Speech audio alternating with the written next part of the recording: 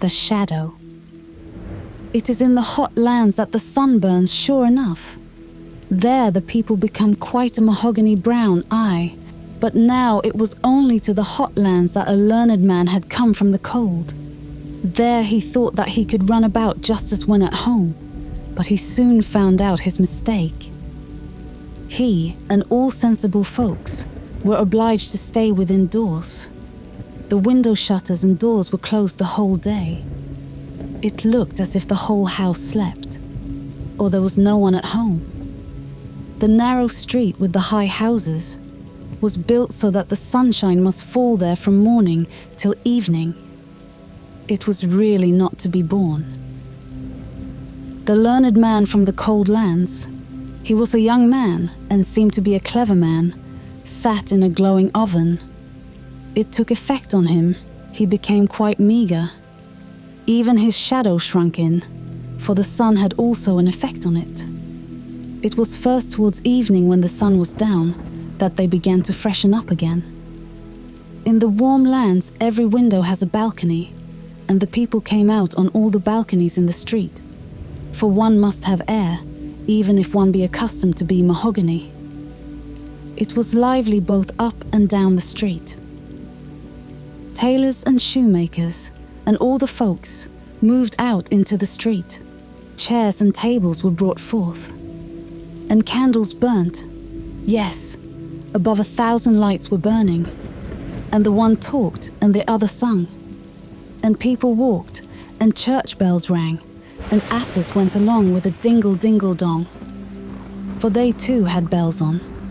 The street boys were screaming and hooting, and shouting and shooting, with devils and detonating balls. And there came corpse-bearers and hood-wearers, for there were funerals with psalm and hymn, and then the din of carriages driving and company arriving. Yes, it was, in truth, lively enough down in the street. Only in that single house, which stood opposite that in which the learned foreigner lived, it was quite still. And yet someone lived there, for there stood flowers in the balcony. They grew so well in the sun's heat, and that they could not do unless they were watered. And someone must water them. There must be somebody there. The door opposite was also opened late in the evening, but it was dark within, at least in the front room. Further in there was heard the sound of music. The learned foreigner thought it quite marvelous, but now it might be that he only imagined it, for he found everything marvelous out there, in the warm lands, if there had only been no sun. The stranger's landlord said that he didn't know who had taken the house opposite. One saw no person about, and as to the music, it appeared to him to be extremely tiresome. It is as if someone sat there and practiced a piece that he could not master. Always the same piece. I shall master it, says he, but yet he cannot master it, however long he plays. Asterisk. The word mahogany can be understood in Danish as having two meanings. In general, it means the reddish-brown wood itself, but in jest it signifies excessively fine, which arose from an anecdote of Nyboder in Copenhagen, the seaman's quarter. A sailor's wife, who was always proud and fine in her way, came to her neighbor and complained that she had got a splinter in her finger. "What of?" asked the neighbor's wife. "It is a mahogany splinter," said the other. "Mahogany! It cannot be less with you," exclaimed the woman. And thence the proverb, "It is so mahogany," that is, so excessively fine, is derived. One night the stranger awoke. He slept with the doors of the balcony open. The curtain before it was raised by the wind, and he thought that a strange luster came from the opposite neighbor's house. All the flowers shone like flames in the most beautiful colors, and in the midst of the flowers stood a slender, graceful maiden. It was as if she also shone. The light really hurt his eyes. He now opened them quite wide. Yes, he was quite awake. With one spring he was on the floor. He crept gently behind the curtain, but the maiden was gone. The flowers shone no longer, but there they stood, fresh and blooming as ever. The door was ajar, and far within the music sounded so soft and delightful, one could really melt away in sweet thoughts from it. Yet it was like a piece of enchantment. And who lived there? Where was the actual entrance? The whole of the ground floor was a row of shops, and their people could not always be running through. One evening, the stranger sat out on the balcony. The light burnt in the room behind him, and thus it was quite natural that his shadow should fall on his opposite neighbor's wall. Yes, there it sat, directly opposite, between the flowers on the balcony. And when the stranger moved, the shadow also moved, for that it always does. "I think my shadow is the only living thing one sees over there," said the learned man. "See how nicely it sits between the flowers. The door stands half open. Now the shadow should be cunning, and go into the room, look about, and then come and tell me what it had seen. Come now, be useful and do me a service," said he in jest. "Have the kindness to step in. Now, art thou going?" And then he nodded to the shadow, and the shadow nodded again. "Well then, go, but don't stay away." The stranger rose, and his shadow on the opposite neighbor's balcony rose also. The stranger turned round, and the shadow also turned round. Yes, if anyone had paid particular attention to it, they would have seen quite distinctly that the shadow went in through the half-open balcony door of their opposite neighbor, just as the stranger went into his own room and let the long curtain fall down after him. Next morning, the learned man went out to drink coffee and read the newspapers. "What is that?" said he as he came out into the sunshine. "I have no shadow. So then it has actually gone last night and not come again. It is really tiresome." This annoyed him, not so much because the shadow was gone, but because he knew there was a story about a man without a shadow. It was known to everybody at home, in the cold lands, and if the learned man now came there and told his story, they would say that he was imitating it, and that he had no need to do. He would, therefore, not talk about it at all, and that was wisely thought. Peter Schlemiel, the shadowless man. In the evening he went out again on the balcony. He had placed the light directly behind him, for he knew that the shadow would always have its master for a screen, but he could not entice it. He made himself little, he made himself great, but no shadow came again. He said, "Hem, hem!" But it was of no use. It was vexatious, but in the warm lands everything grows so quickly. And after the lapse of 8 days, he observed to his great joy that a new shadow came in the sunshine. In the course of 3 weeks, he had a very fair shadow, which, when he set out for his home in the northern lands, grew more and more in the journey, so that at last it was so long and so large that it was more than sufficient. The learned man then came home, and he wrote books about what was true in the world, and about what was good and what was beautiful. And there passed days and years. Yes, many years passed away. One evening, as he was sitting in his room, there was a gentle knocking at the door. "Come in," said he. But no one came in, so he opened the door, and there stood before him such an extremely lean man that he felt quite strange.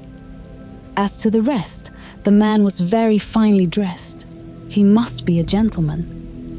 "Whom have I the honor of speaking?" asked the learned man. "Yes, I thought as much," said the fine man. "I thought you would not know me. I have got so much body. I've even got flesh and clothes. You certainly never thought of seeing me so well off.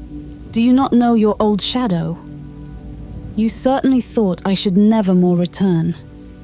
Things have gone on well with me since I was last with you. I have, in all respects, become very well off. Shall I purchase my freedom from service? If so, I can do it." And then he rattled a whole bunch of valuable seals that hung to his watch, and he stuck his hand in the thick gold chain he wore around his neck. Nay, how all his fingers glittered with diamond rings, and then all were pure gems. "Nay, I cannot recover from my surprise," said the learned man. "What is the meaning of all this?" "Something common, is it not?" said the shadow. "But you yourself do not belong to the common order, and I, as you know well, have from a child followed in your footsteps.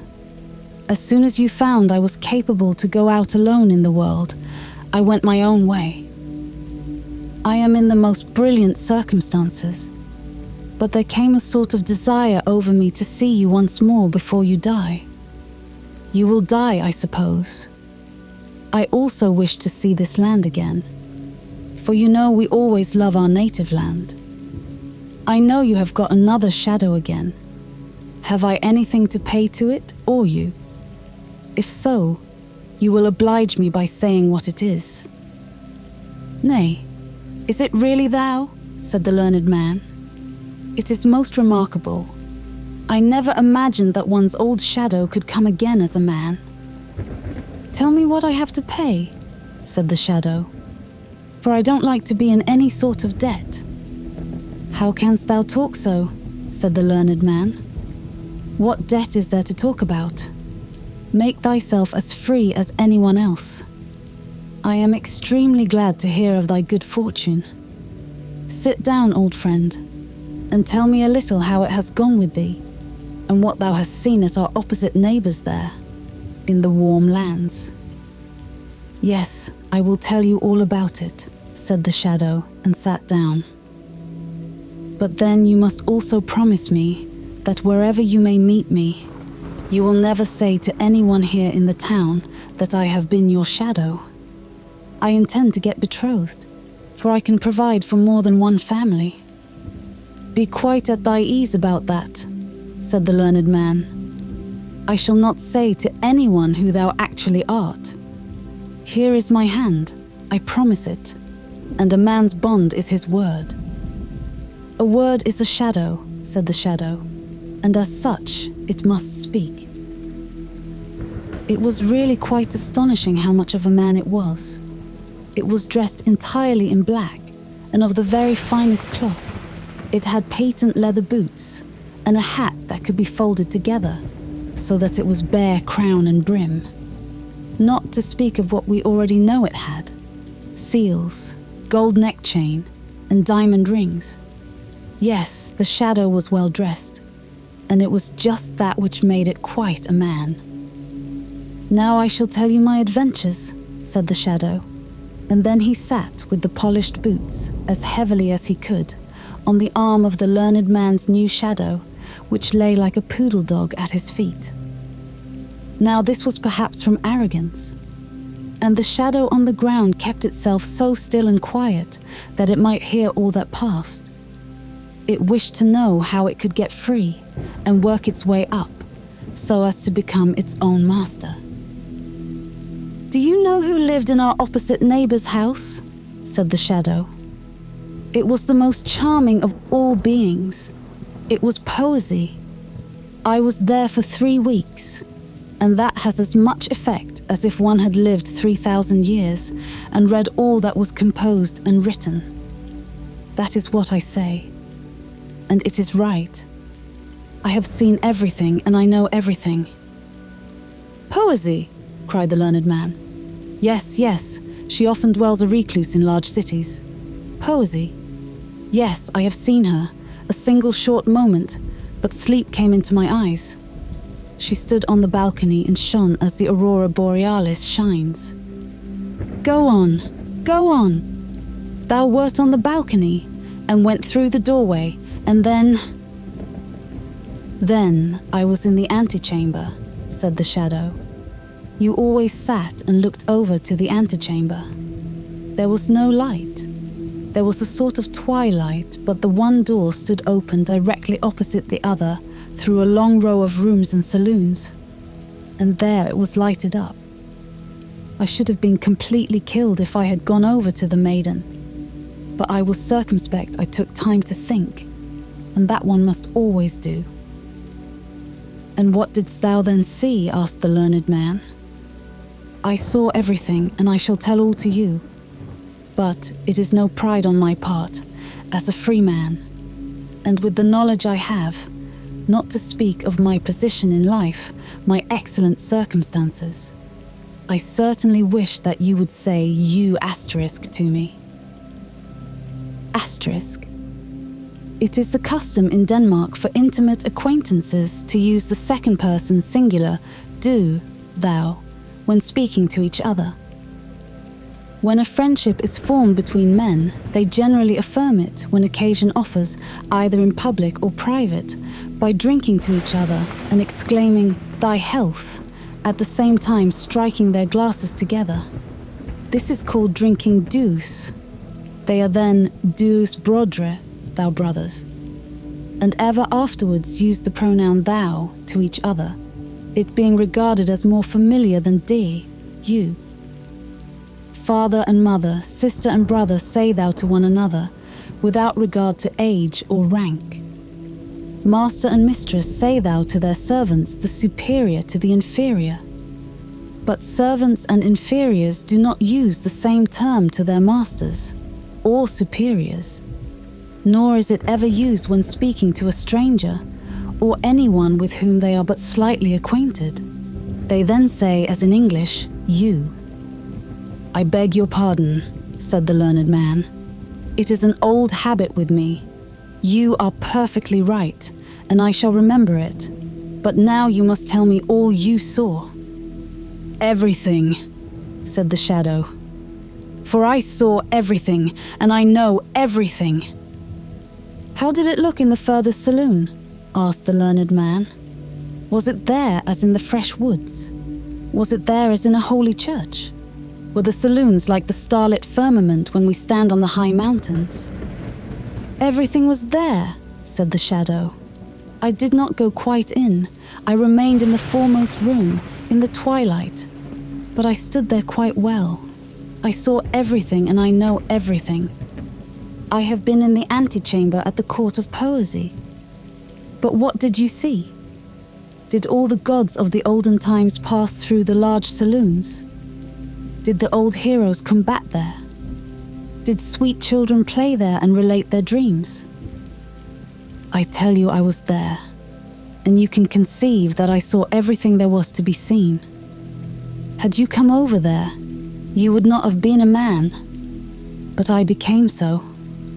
And besides, I learned to know my inward nature, my innate qualities, the relationship I had with poesy. At the time I was with you, I thought not of that. But always, you know it well, when the sun rose and when the sun went down, I became so strangely great. In the moonlight, I was very near being more distinct than yourself.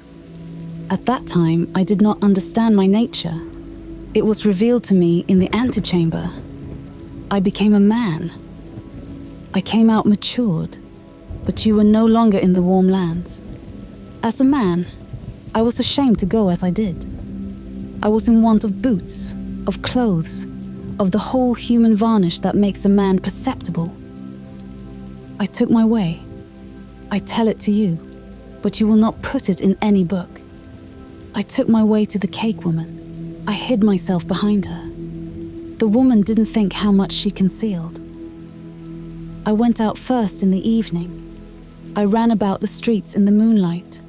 I made myself long up the walls. It tickles the back so delightfully. I ran up and ran down, peeped into the highest windows, into the saloons, and on the roofs, I peeped in where no one could peep, and I saw what no one else saw, what no one else should see. This is in fact a base world. I would not be a man if it were not now once accepted and regarded as something to be so. I saw the most unimaginable things with the women, with the men, with parents, and with the sweet, matchless children. I saw, said the shadow, what no human being must know, but what they would all so willingly know, what is bad in their neighbor. Had I written a newspaper, it would have been read. But I wrote direct to the persons themselves, and there was consternation in all the towns where I came. They were so afraid of me, and yet they were so excessively fond of me. The professors made a professor of me. The tailors gave me new clothes. I am well furnished. The master of the mint struck new coin for me, and the women said I was so handsome, and so I became the man I am. And I now bid you farewell. Here is my card. I live on the sunny side of the street, and am always at home in rainy weather. And so away went the shadow. That was most extraordinary, said the learned man. Years and days passed away. Then the shadow came again. How goes it? Said the shadow. Alas, said the learned man, I write about the true and the good and the beautiful, but no one cares to hear such things. I am quite desperate, for I take it so much to heart. But I don't, said the shadow. I become fat, and it is that one wants to become. You do not understand the world. You will become ill by it. You must travel. I shall make a tour this summer. Will you go with me? I should like to have a traveling companion. Will you go with me as shadow? It will be a great pleasure for me to have you with me. I shall pay the traveling expenses. Nay, this is too much, said the learned man. It is just as one takes it, said the shadow. It will do you much good to travel. Will you be my shadow? You shall have everything free on the journey. Nay, that is too bad, said the learned man. But it is just so with the world, said the shadow, and so it will be. And away it went again. The learned man was not at all in the most enviable state. Grief and torment followed him, and what he said about the true and the good and the beautiful was, to most persons, like roses for a cow. He was quite ill at last. You really look like a shadow, said his friends to him, and the learned man trembled, for he thought of it. You must go to a watering place, said the shadow, who came and visited him. There is nothing else for it. I will take you with me for old acquaintance' sake. I will pay the traveling expenses, and you write the descriptions. And if they are a little amusing for me on the way, I will go to a watering place. My beard does not grow out as it ought. That is also a sickness. And one must have a beard. Now you be wise and accept the offer. We shall travel as comrades. And so they traveled. The shadow was master, and the master was the shadow. They drove with each other. They rode and walked together, side by side, before and behind, just as the sun was. The shadow always took care to keep itself in the master's place. Now the learned man didn't think much about that. He was a very kind-hearted man, and particularly mild and friendly, and so he said one day to the shadow, as we have now become companions, and in this way have grown up together from childhood, shall we not drink thou together? It is more familiar. You are right, said the shadow, who was now the proper master. It is said in a very straightforward and well-meant manner. You, as a learned man, certainly know how strange nature is. Some persons cannot bear to touch grey paper, or they become ill. Others shiver in every limb if one rub a pane of glass with a nail. I have just such a feeling on hearing you say thou to me. I feel myself as if pressed to the earth in my first situation with you. You see that it is a feeling, that it is not pride. I cannot allow you to say thou to me, but I will willingly say thou to you, so it is half done. So the shadow said thou to its former master. This is rather too bad, thought he. that I must say you and he say thou. But he was now obliged to put up with it. So they came to a watering place where there were many strangers, and amongst them was a princess who was troubled with seeing too well. And that was so alarming. She directly observed that the stranger who had just come was quite a different sort of person to all the others. He has come here in order to get his beard to grow, they say. But I see the real cause. He cannot cast a shadow. She had become inquisitive, and so she entered into conversation directly with the strange gentleman on their promenades. As the daughter of a king, she needed not to stand upon trifles, so she said, "Your complaint is that you cannot cast a shadow." "Your Royal Highness must be improving considerably," said the shadow. "I know your complaint is that you see too clearly, but it has decreased. You are cured. I just happen to have a very unusual shadow. Do you not see that person who always goes with me? Other persons have a common shadow, but I do not like what is common to all. We give our servants finer cloth for their livery than we ourselves use, and so I had my shadow trimmed up into a man. Yes, you see, I have even given him a shadow. It is somewhat expensive, but I like to have something for myself." "What?" thought the princess. "Should I really be cured? These baths are the first in the world. In our time, water has wonderful powers.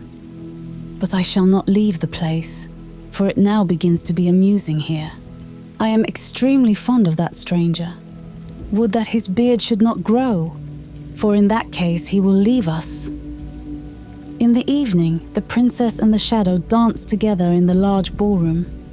She was light, but he was still lighter. She had never had such a partner in the dance. She told him from what land she came, and he knew that land. He had been there, but then she was not at home. He had peeped in at the window, above and below. He had seen both the one and the other, and so he could answer the princess and make insinuations so that she was quite astonished. He must be the wisest man in the whole world. She felt such respect for what he knew, so that when they again danced together, she fell in love with him, and that the shadow could remark, for she almost pierced him through with her eyes. So they danced once more together, and she was about to declare herself, but she was discreet.